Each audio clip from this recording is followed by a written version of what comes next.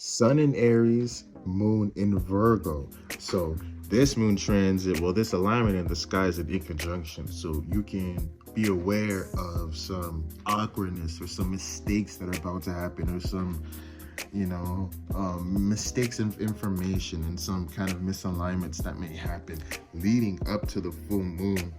That is kind of preparing us to see how we can handle direct opposition when we're being thrown off by no one in particular. It just seems like an inconvenience of the situation, but then when the opposition comes, it's someone directly opposing you. So the in conjunction does have interesting energy. It prepares us for direct confrontation. But with the sun being in Aries, we have this dynamic expression to try and express ourselves, our individuality, find an individuality, learn through trial and error, and to really express our desires, what we want to visualize, what we want to be.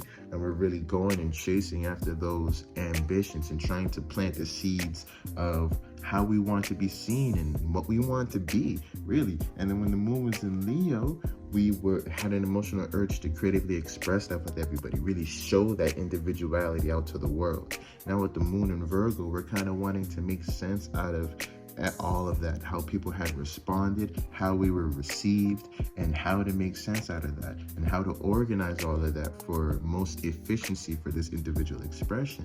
But the way the Aries sun may go about that is by doing more bold new moves, by making more new moves, by doing more, expressing more desires, being a little bit more ambitious, which can stack a lot on the plate of the moon in Virgo that's trying to make sense out of everything.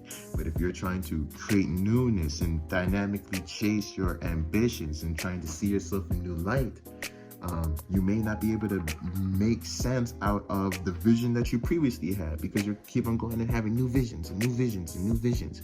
You can't make sense out of the visions that you already had. So you kind of want to be careful with that energy and give some space, some room for the moon in Virgo to assimilate some information.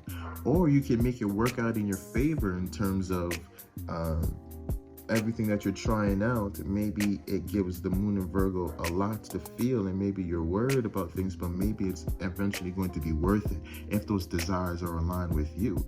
That work to organize in your life and to make sense out of it and to see how it practically fits in within your life can be very beneficial, because you found all these different expressions that you can fit within your life, and if they're true to you, they'll be worth it.